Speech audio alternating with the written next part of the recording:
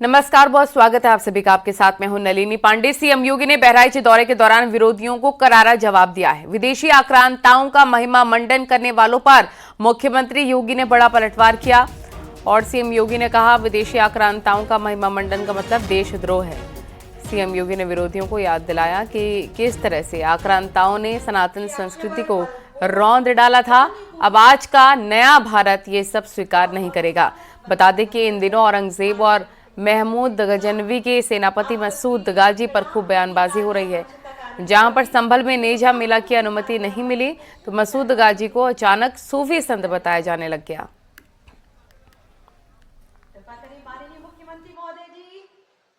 किसी भी आक्रांता को महिमा मंडन नहीं करना चाहिए।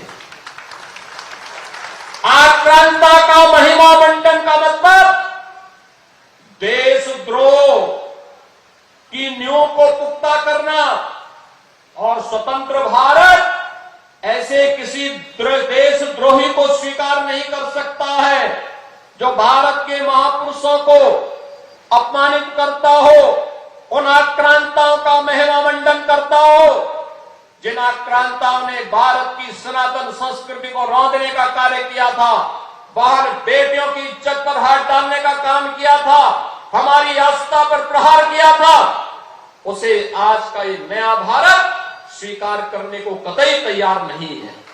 और इसीलिए मैं आपके कहने के लिए आया हूं, विकास की गाथा तभी आगे बढ़ सकती है जब हम अपनी विरासत को पूरे गौरव के साथ आगे बढ़ाने का काम। विदेशी आक्रांता को धूल दूषित करते हुए महाराज सुहेलदेव ने भारत की विजय पताका को दिगंत तक पहुंचाने का काम किया था। महाराज सुहेलदेव का शौर्य और पराक्रम इस स्तर का था, उन्होंने विदेशी आक्रांताओं के साथ जो शौर्य और पराक्रम का परिचय दिया था, उसी की परिणति थी कि 150 वर्षों तक कोई विदेशी आक्रांता भारत पर हमला करने की कोई दुस्साहस नहीं कर पाया था। बहनों और भाइयों, ऐसी पावन धरा को जो ऋषि बालार्क की साधना से पवित्र हुई हो, जिस पावन धरा को अपने शौर्य और पराक्रम से महाराज सुहेलदेव ने विजय भूमि के रूप में बदल करके इसे बहराइच की पहचान दी, इस बहराइच की पावन धरा को नमन करते हुए मैं आप सबका हृदय से अभिनंदन करता हूं।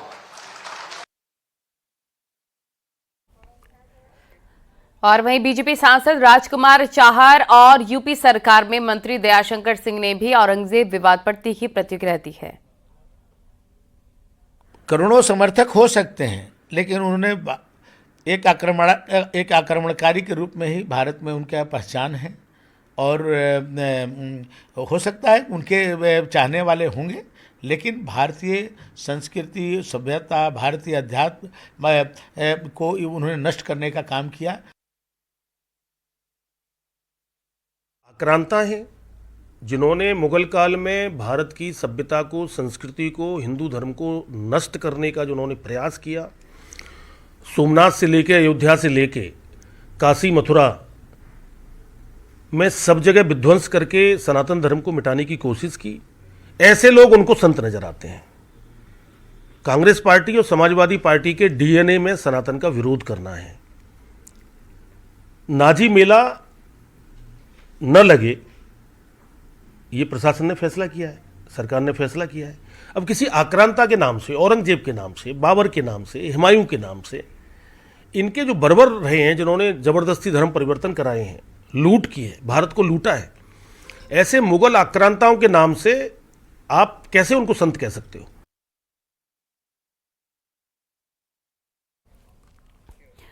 औरंगजेब विवाद लगातार बढ़ता ही जा रहा है। अखिल भारतीय हिंदू सुरक्षा संगठन ने औरंगजेब की कब्र तोड़ने वालों को 1 करोड़ का इनाम देने की घोषणा की है। वहीं मेरठ में औरंगजेब और उसके वजीर अबू मोहम्मद खान की कब्र तोड़ने वालों को 50 लाख रुपए देने की घोषणा की गई है।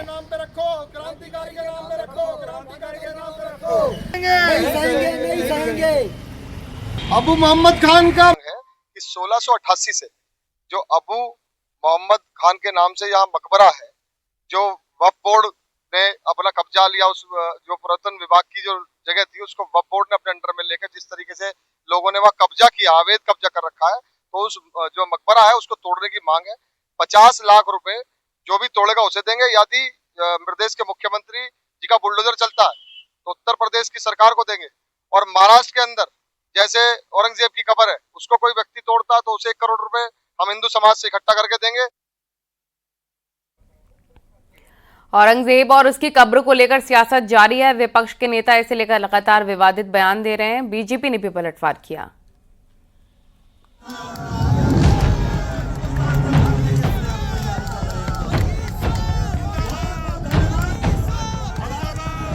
मेरठ के सरधाना से बीजेपी के पूर्व विधायक संगीत सोम ने विवादित बयान दिया। संगीत सोम ने राहुल गांधी और अखिलेश यादव को औरंगजेब के तहत देशद्रोही बताया। संगीत सोम ने कहा कि कांग्रेस ने औरंगजेब के नाम पर सड़कें बनाने का काम किया। संगीत सोम बोले कि अगर औरंगजेब देशद्रोही था तो राहुल गांधी और अखिलेश यादव भी देशद्रोही हैं। औरंगजेब कैसे महान हो सकता है? लेकिन लोगों ने, वो चाहे राहुल गांधी रहे हो, चाहे अखिलेश यादव रहे हो, कांग्रेस का इतिहास रहा कि उन लोगों ने देश में औरंगजेब के नाम पर सड़कें बनाने का काम किया। मैं पूछना चाहता हूं कि इतने बड़े आताताई के नाम पर सड़कों का नाम रखने की जरूरत क्या थी?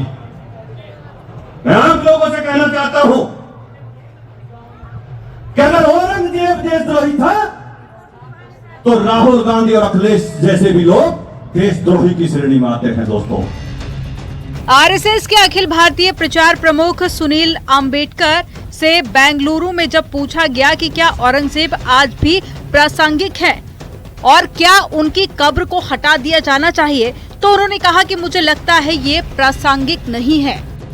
See, any type of violence is not good to the health of the society, and I think police are have taken the cognizance of it, and so I think they will go into the details, and that's the point. Is Aurangzeb relevant today? Do you think the tomb should be moved? I think not relevant. Samajwadi party के सांसद वीरेंद्र सिंह ने मठ मंदिर को लेकर विवादित बयान दिया। वीरेंद्र सिंह ने कहा कि सरकार सिर्फ मस्जिद पर ही कार्रवाई करेगी या मठों और मंदिरों पर भी कार्रवाई होगी। सरकार मठ मंदिरों पर भी कार्रवाई करे। इस देश में पता नहीं कितने मंदिर, मठ और मस्जिदें हैं। अगर उनकी सभी की छानबीन कराई जाए तो उसमें 99% ऐसे मठ, मंदिर और जो है कि मस्जिद आएंगी जो सरकारी भूमि पर बने हैं। तो क्या सरकार सभी मठों पर या सभी मंदिरों पर इसी तरीके की कार्रवाई करेगी कि केवल पर्टिकुलर चिन्हित जगहों पर ही कार्रवाई करके एक वातावरण पैदा करेगी जिससे जो है कि भारतीय जनता पार्टी के शक्तियों को, उनको फासिस्टवादी ताकतों को खाद पानी मिल सके। नागपुर में हुई हिंसा की घटना को लेकर यूपी के डिप्टी सीएम केशव प्रसाद मौर्य का कहना है कि औरंगजेब और साथ ही दूसरे मुगल आक्रांताओं का महिमा मंडन न महाराष्ट्र सरकार बर्दाश्त करेगी और न ही यूपी सरकार। कोई औरंगजेब का महिमा मंडन करे, कोई मुगल आक्रमणकारियों का महिमा मंडन करे, वह ना महाराष्ट्र बर्दाश्त करेगा, ना उत्तर प्रदेश बर्दाश्त करेगा, ना देश बर्दाश्त करेगा। और जो इस प्रकार की बातें करते हैं, मैं यह मानता हूं कि उसका उनको राजनीतिक दृष्टि से जो समर्थन करने वाले, जैसे समाजवादी पार्टी के विधायक अबू आजमी ने ही औरंगजेब को महान बताने का बात किया था। और एक तरफ अखिलेश यादव जी कह रहे हैं हम छत्रपति शिवाजी महाराज का सम्मान करते हैं। अगर सम्मान करते हैं तो ये बतावें कि उनके विधायक आबू आजमी अभी तक समाजवादी पार्टी में क्यों है? तो समाजवादी पार्टी तो तुष्टीकरण की घटिया और घिनौनी राजनीति करती है, महाकुंभ में सवाल उठाती है। तुष्टीकरण के कारण से उत्तर प्रदेश का बहुत नुकसान 2012 से 2017 में किया है इन लोगों ने। सुबह सपा के महासचिव अरविंद राजभर का कहना है कि विदेशी आक्रांताओं के नाम पर मेला नहीं लगाने देंगे। 10 जून को महाराजा सुहेलदेव की जयंती पर मेले का आयोजन होगा। पुरजोर विरोध करेगी। यह पहली बात कि मेला लगने नहीं दिया जाएगा। ये योगी जी की सरकार है। हम हमेशा अपनी संस्कृति और सभ्यता, अपनी परंपरा को निरंतर आगे बढ़ाने का हमने संकल्प लिया है, न कि ऐसे आक्रांताओं को जिसने लगभग 1000 साल पहले जो आकर के भारत देश में तबाही मचाया था, अब उसको हम बढ़ने नहीं देंगे। हम नहीं, हम तो एक पॉलिटिकल पर्सन, हम नहीं, यहाँ की जनता स्वतः चाहती है कि जिस आक्रांता ने इस देश को लूट करके बर्बाद कर दिया, उसके नाम पर कोई आयोजन नहीं होगा। आयोजन करके सरकार का पैसा वेस्ट नहीं करेंगे, जनता का टाइम वेस्ट नहीं होने देंगे। मुगल कालीन आक्रांताओं को लेकर सियासी बयानबाजी चरम पर है। एसपी और कांग्रेस के नेता जहां इसे लेकर सवाल उठा रहे हैं, तो वहीं बीजेपी ने भी करारा पलटवार किया। न्यूज़ 18 के लिए ब्यूरो रिपोर्ट। लेकिन लोगों ने वो चाहे राहुल गांधी रहे हो। और बीजेपी ने सभी लोकसभा सांसदों को व्हिप जारी किया है। कल सदन में रहने के लिए व्हिप जारी किया गया है। बड़ी और अहम जानकारी इस वक्त हम आपको दे रहे हैं। बीजेपी ने सभी लोकसभा सांसदों को व्हिप जारी कर दिया है। कल सदन में रहने के लिए व्हिप जारी किया गया है।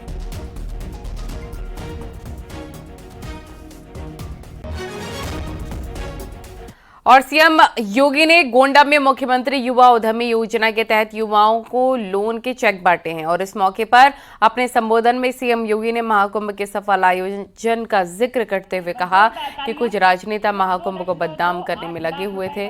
साथ ही सीएम योगी ने कहा कि भ्रष्टाचार पर प्रहार की जरूरत है।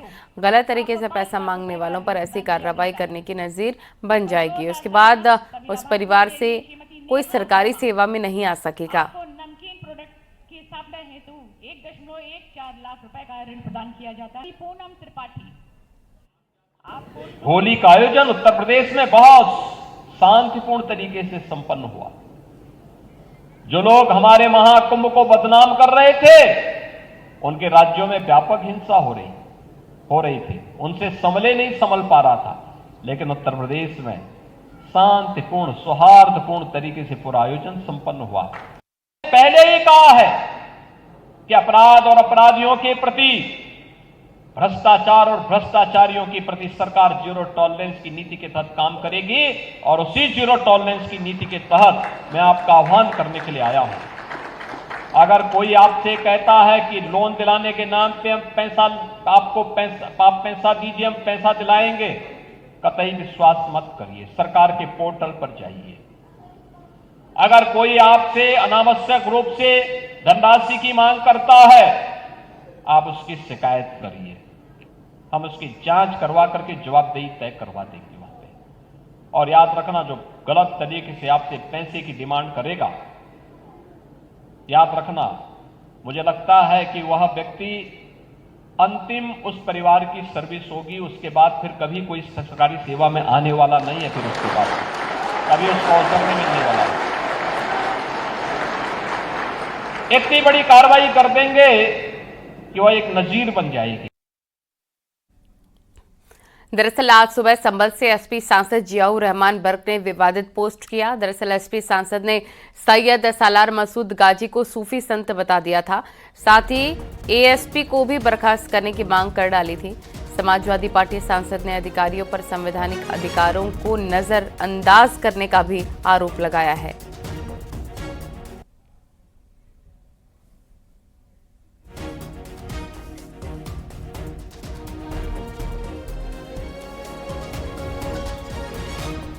संभल में नेजा मेले की अनुमति नहीं मिली तो सैयद सालार मसूद गाजी पर सियासत शुरू हो गई। एसपी सांसद बर्क के बाद कांग्रेस सांसद इमरान मसूद का भी बड़ा बयान सामने आया। उन्होंने कहा कि जिन लोगों ने इतिहास नहीं पढ़ा, पहले वो इतिहास पढ़ें। जिन्होंने उन्होंने ये भी कहा कि करोड़ों लोग गाजी सालार को सूफी संत मानते हैं। इतिहास जिन्होंने नहीं पढ़ा उन्हें इतिहास पढ़ना चाहिए। जब इतिहास पढ़ लेंगे तो फिर ज्ञान की बात करेंगे। अभी बिना पढ़े हुए ज्ञान फैल रहे हैं। इस देश के अंदर चल रही है अंधी दौड़ में सब दौड़ रहे हैं, पता कुछ नहीं है, दौड़े जा रहे हैं, दौड़ते रहिए। तो क्या आप सूफी संत मानते हैं गाजी को? क्या चीज? गाजी सालार को सूफी संत? मेरे मानने से क्या होता है, लाखों लोग, हजारों लोग मानते हैं, करोड़ों लोग मानते हैं।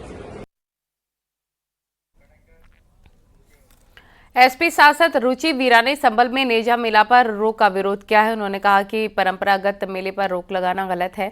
रुचि वीरा ने नेजा मेला कमेटी के पदाधिकारियों को 5-5 लाख के मुचलके पर पाबंद करने का विरोध किया है। उन्होंने कहा है कि कमेटी के लोगों को बात रखने के हक पर भी रोक लगाई जा रही है। मेला पे पाबंदी लगा दी गई। अब जो कमेटी के पदाधिकारी हैं उनको 5-5 लाख रुपए के मुचलके पे पाबंद कर दिया। पुलिस और प्रशासन की इस कार्रवाई को आप किस तरीके से देख रहे हैं जो संभल में चल रही है? देखिए, जो परंपरागत रूप से मेले लगते हैं उन पे इस तरह से अचानक रोक लगाना दुर्भाग्यपूर्ण है। किसी की भावनाओं से खेलना है, ये बिल्कुल अनुचित है। और जहाँ तक आपने कहा कि 5-5 लाख के उन पे मुचलके रख दिए गए, तो मेरा ये कहना है कि कोई अगर छात्र आंदोलन करना चाहेगा, कोई कर्मचारी आंदोलन करना चाहेगा, कोई किसान आंदोलन करना चाहेगा, अपनी बात रखना चाहेगा, नेजा कमेटी के लोग अगर अपनी बात रखना चाहेंगे तो उन पे इस तरह से 5-5 लाख के मुचलके करना ये बिल्कुल गलत है। सबको अपनी बात कहने का हक है। इसका मतलब तो ये हो गया कि मारेंगे भी और रोने भी नहीं देंगे। और संभल में नेजा मेले पर रोक को लेकर जारी घमासान पर मंत्री स्वतंत्र देव सिंह ने चेतावनी दी है। उन्होंने कहा है कि किसी को भी दंगा या माहौल बिगाड़ने की इजाजत नहीं है। प्रदेश का माहौल किसी भी हाल में बिगड़ने नहीं दिया जाएगा। योगी सरकार सभी वर्गों की खुशहाली के लिए काम कर रही है। पिछली सरकारों का हाल जनता ने देखा है। के अंदर एक कानून का राज है। किसी को दंगा करने का अनुमति नहीं मिलेगा, किसी को प्रदर्शन उस प्रकार का जिस राज्य का माहौल खराब करें। आज हिंदू हो चाहे मुसलमान, आप देख रहे हैं सभी का विकास हो रहा है। और संभल में नेजा मेला के बाद अब सद्भावना मेले पर भी पुलिस प्रशासन ने रोक लगा दी है। इसे लेकर सियासी बयानबाजी शुरू हो गई है। अखिलेश ने नेजा मेले की तुलना महाकुंभ मेले से की थी, जिस पर बीजेपी ने अखिलेश पर तुष्टीकरण की सियासत करने का आरोप लगाया है।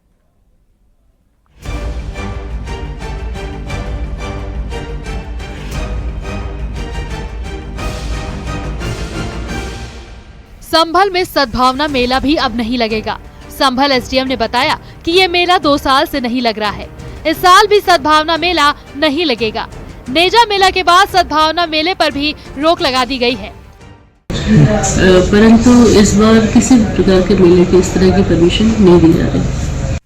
नेजा मेला की रोक पर समाजवादी पार्टी मुखर हो गई। समाजवादी पार्टी के विधायक इकबाल ने पूछा है कि संभल को क्यों टारगेट बनाया जा रहा है। भाई संभल को आप लोगों ने क्यों टारगेट बना रखा है? संभल वालों को इनको भी तरक्की करने दो भाई। इन्हें क्यों रोक रहा हो तरक्की से? 300 साल पहले हिंदुस्तान में क्या हुआ, हमें क्या मतलब? हम आज देख रहे हैं, हम अपने बच्चों के भविष्य को आज तलाश रहे हैं कि क्या होगा हमारे बच्चों का। और आप जो हैं पुराने इनको उखाड़ के ला रहे हैं और यहाँ लड़ाई हो रही है इन बातों के ऊपर। वहीं इससे पहले समाजवादी पार्टी के अध्यक्ष अखिलेश यादव ने भी नेजा मेला पर रोक को लेकर सवाल उठाए थे। उन्होंने नेजा मेला की तुलना महाकुंभ से की और पूछा, अगर महाकुंभ हो सकता है तो नेजा मेला क्यों नहीं? ये मेले क्या होते हैं जहां हम सब धर्म जाति के लोगों को मिलते हैं। अगर वो कुंभ की तारीफ कर सकते हैं तो किसी मेले और की तारीफ क्यों नहीं कर सकते? तो ये जो संस्कृति है हमारी के मेले होते थे, कार्यक्रम होते थे, आयोजन होते थे, हिंदू मुस्लिम सिख ईसाई सब मिलकर के जो रहते थे, वो भारतीय जनता पार्टी को पसंद नहीं आ रहा।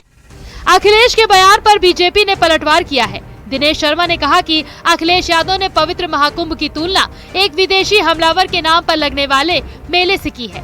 ये महाराजा सुहेलदेव का अपमान है। पवित्र कुंभ की तुलना एक आक्रांता के प्रादुर्भाव से की जाए, जिसने गाजर मूलियों के तरीके से यहां की जनता को काटा। उसने मुस्लिम भी काटा है, ऐसा थोड़ी कि केवल हिंदू काटा है। समाजवादी पार्टी के नेता ने तो आग में घी छिड़कने का काम किया।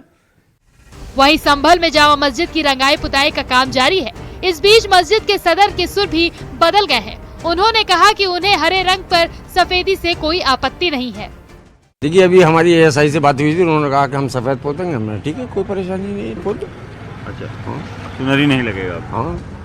तो ये हम देख रहे थे बॉर्डर जो नक्काशी वाला सुनहरी और हरा रंग सुनहरी था, उसे उन्होंने सफेद कर दिया। कोई परेशानी नहीं, हमें कोई इतराज नहीं है। और जो हरे रंग की नक्काशी थी वो भी सफेद कर दी? हाँ, वो भी सफेद कर दी। तो अब इसका कोई आप लोग? हमारी कोई आपत्ति नहीं, कोई इतराज नहीं है इसके ऊपर।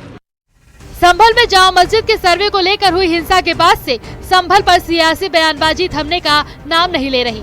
पुलिस प्रशासन जहां कोर्ट के ऑर्डर का पालन करवा रही है, वहीं सियासी वार पलटवार जारी है। न्यूज़ 18 के लिए ब्यूरो रिपोर्ट।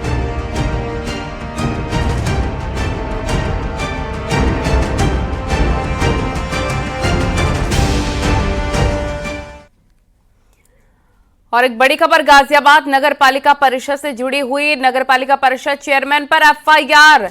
रंजीता धामा पर आय से अधिक संपत्ति का केस दर्ज हुआ है। विजिलेंस ने जांच के बाद दर्ज कराया है मुकदमा। विजिलेंस ने लखनऊ में दर्ज कराया है ये केस। पति मनोज धामा पर भी केस दर्ज हुआ है।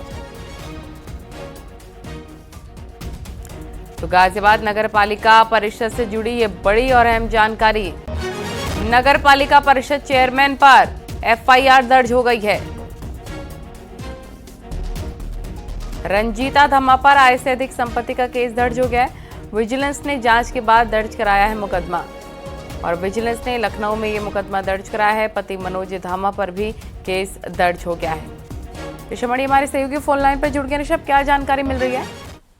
शासन की ओर से ये निर्देश दिए गए थे कि विजिलेंस मनोज धामा जो लोनी नगर पालिका परिषद के पूर्व चेयरमैन है और उनकी पत्नी रंजीता धामा जो वर्तमान चेयरमैन है, इनकी संपत्तियों की जांच की जाए। संपत्तियों की जांच की गई है विजिलेंस की ओर से, जिसके बाद मनोज धामा जो पूर्व चेयरमैन है, उनकी आय से 60 लाख अधिक संपत्ति मिली है। तो वहीं रंजीता धामा जो उनकी पत्नी है और लोनी की वर्तमान नगर पालिका चेयरमैन है, उनकी अपनी आय से 55 लाख अधिक संपत्ति पाई गई है। जिसके बाद पति पत्नी दोनों के खिलाफ विजिलेंस लखनऊ सेक्टर में आय से अधिक संपत्ति का मामला दर्ज कर लिया गया है।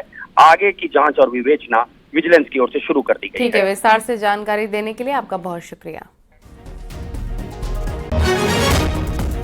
औरंगजेब पर जहां नागपुर में हिंसा भड़की तो देश भर में सियासत काफी ज्यादा हो रही है। अब कवित्री अनामिका जैन अंबर ने अपनी कविता के जरिए औरंगजेब विवाद पर जवाब दिया। इस मौके पर अनामिका जैन अंबर ने बताया, आगामी 22 मार्च को शहीद भगत सिंह की याद में काव्य संध्या का आयोजन मेरठ में होने जा रहा है। इस आयोजन में देश के नामी कवि हिस्सा लेंगे। मैडम, स्वागत है आपका न्यूज़ 18 पर। क्या कहेंगी? औरंगजेब विवाद को लेकर आजकल पूरे देश में चर्चा हो रही है और आपने कुछ लिखा है, कुछ पंक्तियां लिखी हैं, क्या कहना चाहिए? जी बिल्कुल, देखिए पूरे देश में बात क्यों हो रही है, सबसे पहले तो हम ये बात सोच लेते हैं, क्या कारण है कि लोग विद्रोह पर उतर आए? क्या कारण है कि जो हमें पढ़ाया जा रहा है उसको हम स्वीकार नहीं कर रहे हैं? क्या कारण है? कारण ये है कि वार पीठ पर जो करता था हर वो खंजर बदला है। वार पीठ पर जो करता था हर वो खंजर बदला है। वक्त का तेवर देख के यारो अपना तेवर बदला है। और उम्मीदें भर ली मन में, कमजोरी को ताकत दी, अश्क आंख के पोंछे हमने और मुकद्दर बदला है। अश्क आंख के पोंछे हमने और मुकद्दर बदला है। यदि इस पंक्ति को ऐसे लें कि कुछ पन्ने हमने इतिहास से फाड़ करके, वो पन्ने जो जिनको लोगों ने पलटा तक नहीं था, अब हम उन्हें पढ़ने की कोशिश कर रहे हैं। तो इस बात को इस तरह से देखा जाएगा, इतिहास होके स्वर बदलेगा, स्वाभिमान का गायक होगा, राष्ट्र प्रेम की श्रद्धाओं का वो ही प्रथम विनायक होगा और भारत माँ को डसने वाले नाग न पूजे जाएंगे। भारत माँ का बेटा ही अब भारत का जननायक होगा। खबरें जारी हैं, रुकेंगे छोटे से ब्रेक के लिए।